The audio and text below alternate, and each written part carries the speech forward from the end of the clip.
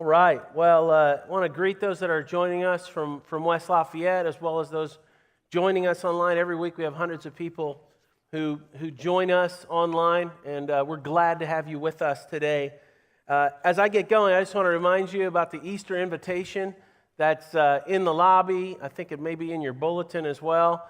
But I just want to encourage you, find someone to invite at Easter. The chances somebody will say yes are overwhelmingly high this time of year. If you'll invite them to church on Easter and offer to meet them here, offer to help them get their kids settled, to sit with them, that kind of thing, they will come.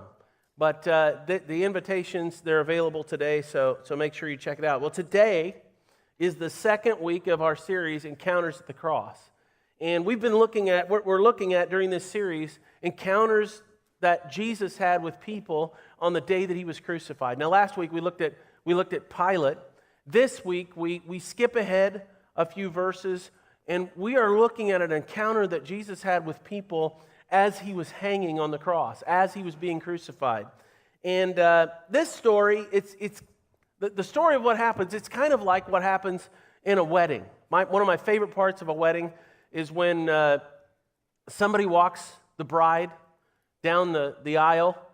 Usually, maybe her dad or somebody, the father, walks her down, and the minister says, the music settles down, everybody's quiet, everybody's on their feet. Minister says, "Who gives this woman to this man this day?" And the father says, "Not me. I'm not doing that this time." No, he says, "Her mother and I," and then there's a handoff of the bride. And that's kind of what happens in the story we're looking at today. We pick it up in John 19. As I mentioned, Jesus is being crucified. It says, near the cross of Jesus stood his mother. Now, I just want you to I want you to understand what that means. A lot of times the images that we have of the crucifixion are somewhat sanitized. But I want you to understand, Jesus, at this point, he has been beaten to a pulp. He's had a crown of thorns, long thorns, crushed into his head. And he has been nailed to a cross. And he in all likelihood, he is there completely naked. It is a spectacle of public humiliation. That's what the cross is.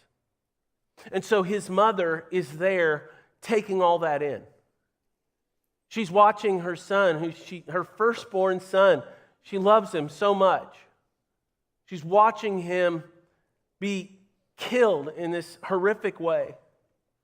So she's there, his mother's sister, so Jesus' aunt is there, Mary, the wife of Clopas, and Mary Magdalene. Mary Magdalene is someone who spent time with Jesus, and the scriptures say Jesus actually cast spirits, unclean spirits out of her. And so she's been following Jesus ever since. She's there at the cross. And the next verse says this. It says, when Jesus saw his mother there, the disciple whom he loved, standing nearby, this disciple whom he loved, that's John. This appears in the Gospel of John. That's the way John speaks about himself. John is Jesus' closest friend. And he sees his mother and John there at the cross. And he said to his mother, "Dear woman, here is your son." And to the disciple, "Here is your mother." Now, maybe you've never heard a message on these verses. Maybe you've never thought about it very deeply. But this was an absolutely pivotal moment for them in the direction of their lives, for John and Mary. It says from that time on, this disciple took her into his home. We know from other ancient sources that John and Mary then began to live together as mother and son. She followed him around. Mary moved to Ephesus with John. It was one of the great churches of the first century in the Mediterranean world, was found in Ephesus.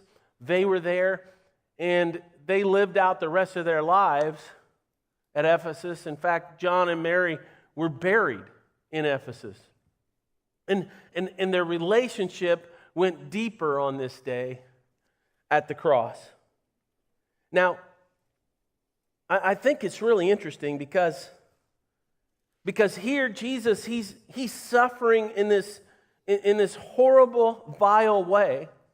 He's in such incredible pain and agony.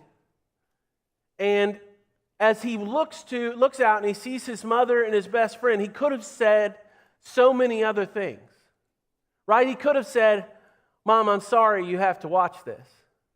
Or I'm sorry things didn't turn out differently. Or he could have said, I love you, or something like that. But instead, Jesus doesn't point to anything like that. He doesn't point out what they're losing. Jesus points out to Mary and John what they're gaining right there at the cross. And what they're gaining is a new family. In fact, I guess I'd say it like this, that the cross of Christ redefines old concepts in new ways. Everybody knew what a family was. But here at the cross, Jesus suggests that Mary and John, they don't share any DNA. There's been no legal adoption that's happened. He suggests to them that now they're family. Jesus, he's changing the way that Mary and John see each other, but really, this is what happens at the cross all the time. People who might normally be separated from each other, people who are maybe separated by race or ethnicity, by politics, by religion, by class, by their profession, by their position, by money. People who might normally be separated, because of the cross, they find themselves sharing the same space with people who they might normally be separated from. The cross, it gives us the opportunity to be closer to one another than even the healthiest families are close. That's why I can always spot a church group when I'm at a restaurant or I'm at an amusement park. You see this group of people and they look like on the outside like they don't belong to each other. They don't belong together. But if you watch them carefully, they are enjoying each other, they love each other, they're laughing together. And I can see, these are Christians. These are people who are together because of the cross. That's one of the things I love about this church. This church has people who are very different from each other, but we're brought together around our common love for Jesus and what He's done for us on the cross. We've got people from many different nationalities. We've got people at different stations in life. There's many people maybe celebrating their golden anniversary, and then we have single moms, and we have divorcees, and we have all kinds of people who are just at a different point in life. We've got young, we've got more senior people. And that's the way the church is supposed to be. Throughout my life, it's been my relationships with Christians that have kept my faith alive. Keep my faith moving forward. Now, that's the first implication of this encounter at the cross. It's that there's a new family. But the second implication for John and Mary and for us of this encounter at the cross is that they receive some life-giving relationships at the cross. And I guess I just would say this to you about relationships in God's family. It's that transparent, truthful relationships in God's family are the key to a thriving faith. And so in the New Testament, we get this idea that the people that we worship with, God has done some kind of miracle, and He has made the people we worship with our brothers and sisters. And not only that, but the love that we have for our brothers and sisters in the family of God, that's the proof that our faith is real. Look how 1 John says it. 1 John chapter 3 says, "Don't be surprised, my brothers, if the world hates you. We know that we have passed from death to life. We know that we've received salvation. We know that we're headed to heaven because we love our brothers. That's the proof. The love that you have for other believers is the proof that you've passed from death to life. Wow, that's extraordinary to recognize, because it means that real vital life with God doesn't come just as a result of my connection with God, but it happens when we take the love that we've received from God and we give it all away to our brothers and sisters.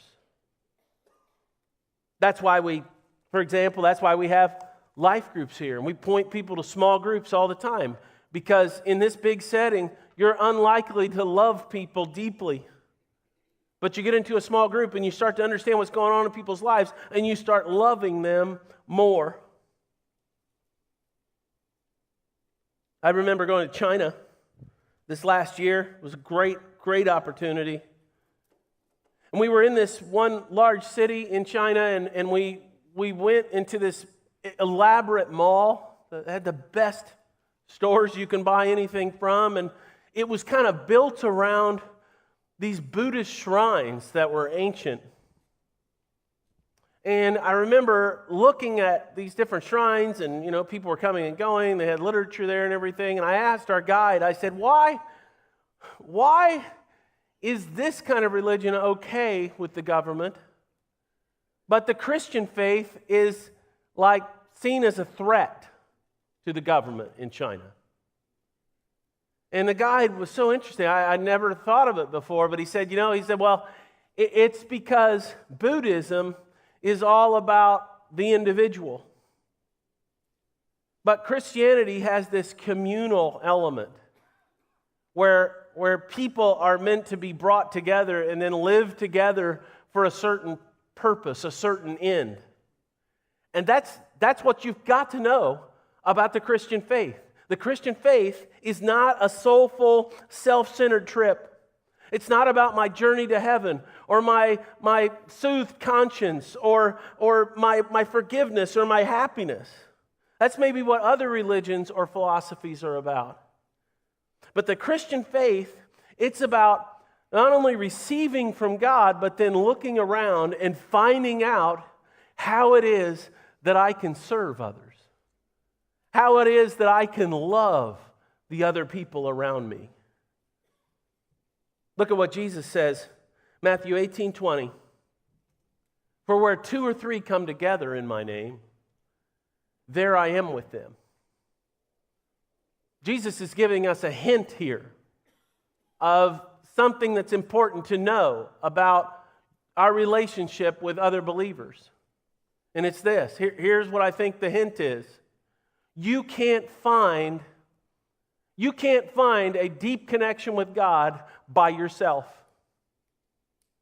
Now you might have had some great mystical experiences, and of course, you should take some time, quiet time with God each day. But unless we get together with other people, Jesus is not dwelling in our midst in the same way. That's why coming together at church is of such importance. Because you can't find God and keep it together on your own. You say, well, why is that? Well, I'd say it's partly because that's the way that God has engineered human beings.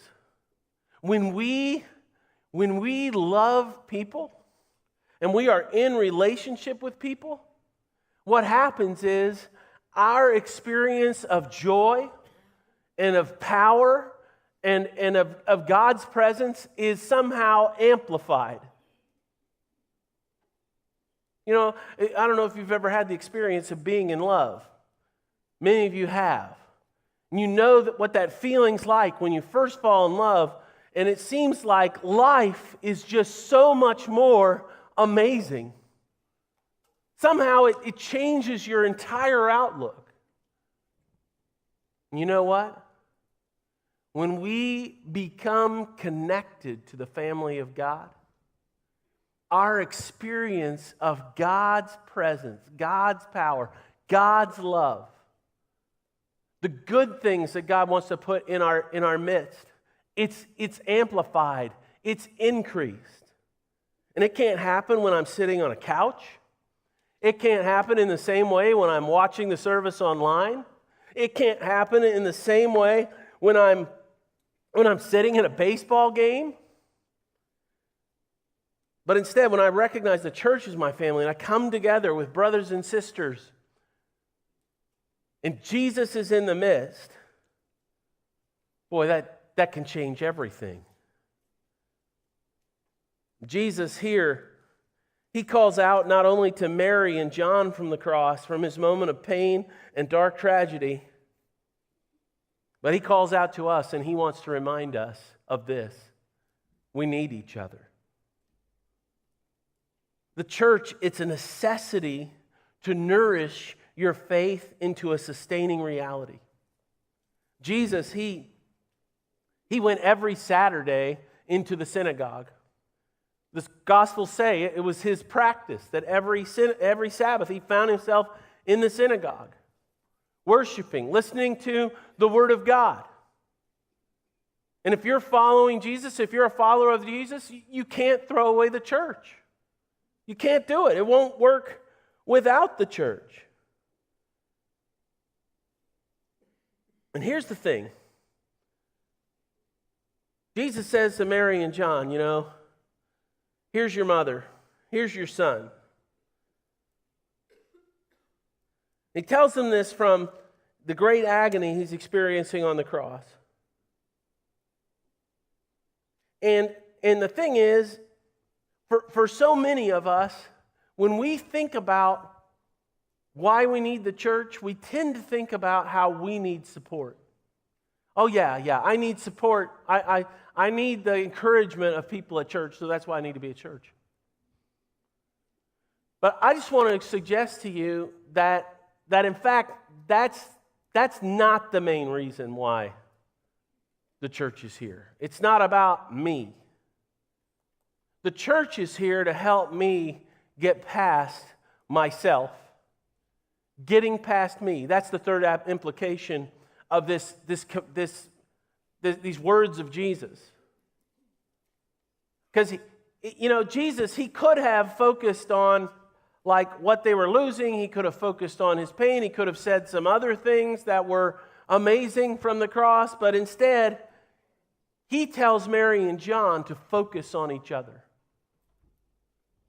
to enter into a deeper relationship with each other. Why? Because more life is found on focusing on others than on focusing on ourselves. You'll get more from life if you'll figure out how to focus less on your own disappointments and your own problems and your own losses and the ways that you've been let down by life. If you'll set that aside and you'll focus more instead on what other people need, it will create joy in you. It will create purpose in you. The reason why we come together as brothers and sisters in the church is not because of ourselves, it's because of the others. And if you're finding like your faith is dwindling away, I just want to suggest to you, probably a big reason why you feel like your faith is dwindling away is because you're not focusing on anyone else except yourself.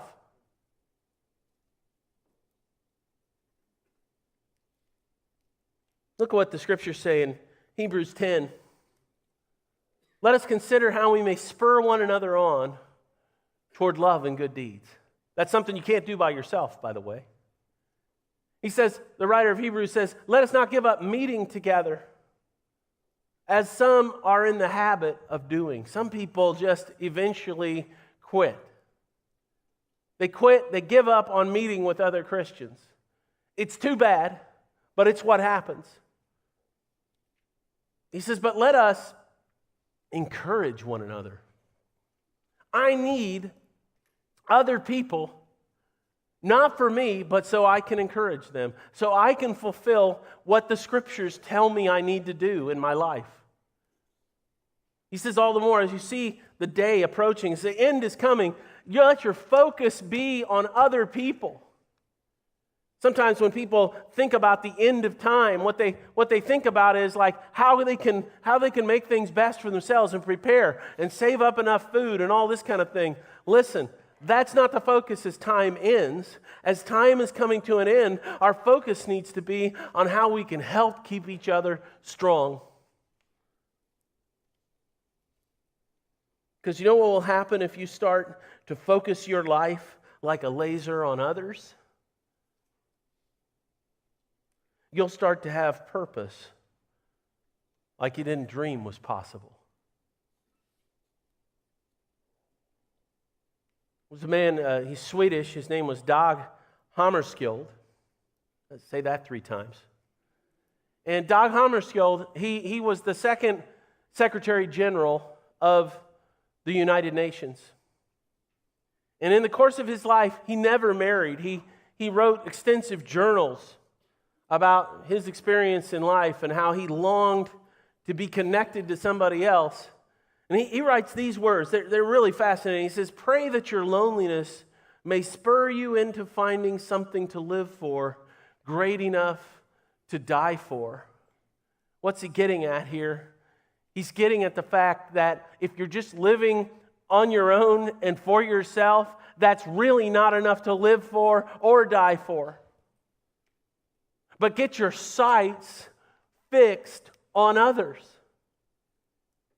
Jesus isn't just saying these words to Mary and John. He's saying them to us. Look around you. You've got brothers and sisters. You've got fathers and mothers.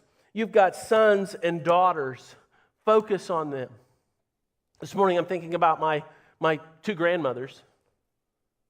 They were both widowed for about 15 years. The last 15 years of their lives they spent by themselves, and they each had pretty significant health issues. They were struggling with things with their heart, with their lungs, with their circulation, with other kinds of problems. And you know, I really didn't understand until I was a lot older that how much trouble they were having in their physical bodies.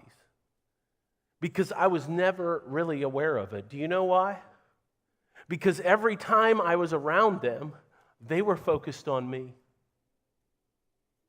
And that's what I'm saying to you. You want to have a life that's fuller? You want to have a life that's full of purpose?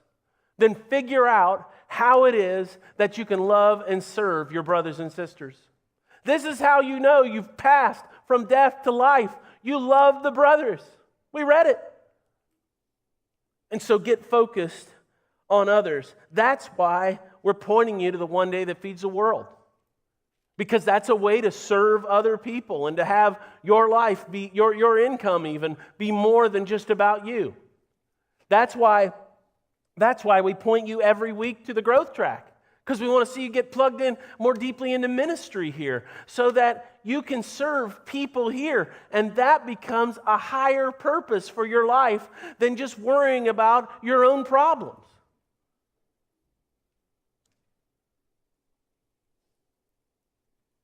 So that's the third implication of these words from Jesus on the cross. But the fourth one is this. I think when Jesus says to Mary and John, with all the ugliness that was going on, he says to them, "Here is your mother and here is your son." He's telling us to widen our circle. To widen the circle of people that we love.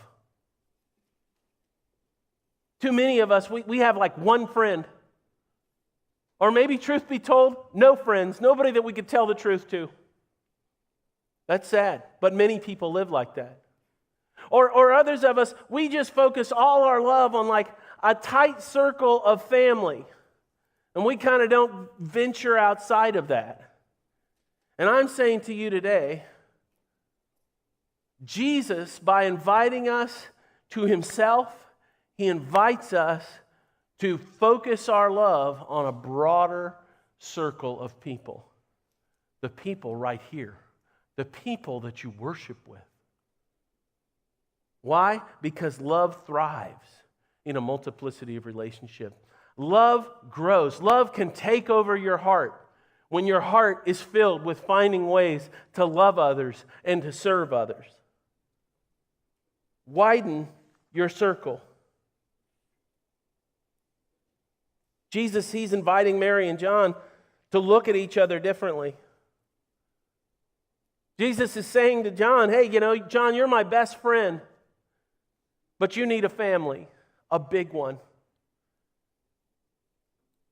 I think it's fascinating. The last night that Jesus is with his disciples, he spends hours with them over a meal, and he tells them all kinds of things. One of the things that he says to them, he says to them, a new command I give you. And everybody in the circle, they just kind of lean in to hear what he has to say. A new command I give you. Love one another as I have loved you. Wow. That's a tall order from Jesus. Love one another as I have loved you. Love one another with the same kind of sacrifice that I love you with. Jesus is inviting us to love others so deeply that we would rearrange our priorities because we love those people.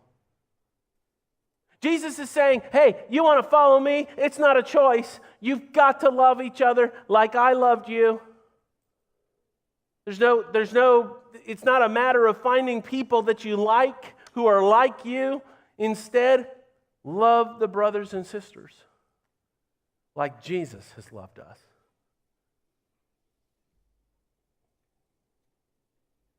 To love somebody like Christ loves me, that's a big, tall order.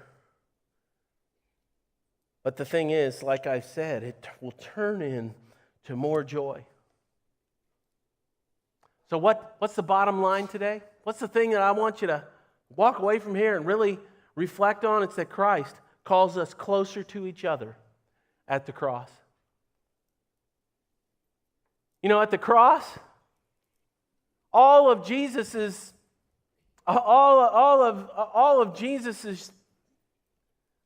pain and trouble and shame, it's all like exposed. And you know what? The same's true for us. When we come to the cross, our shortcomings, our sins, our needs are exposed. And sometimes when we're experiencing pain or we're experiencing need, we want to hide ourselves from others. One of the things that happens when you feel depressed is you turn inward and you don't want to talk to anybody about what's really going on inside you. But what the cross needs to enable us to do is that we get closer to each other. We become more real with each other. Our relationships go deeper, not so that we think that everybody else is we can convince everybody else that we're perfect, but it's so that we will have honest, open, transparent, loving relationships with our brothers and sisters. Jesus is saying to John and Mary and to us, here at the cross where it looks like everything is lost, he's saying, don't be afraid.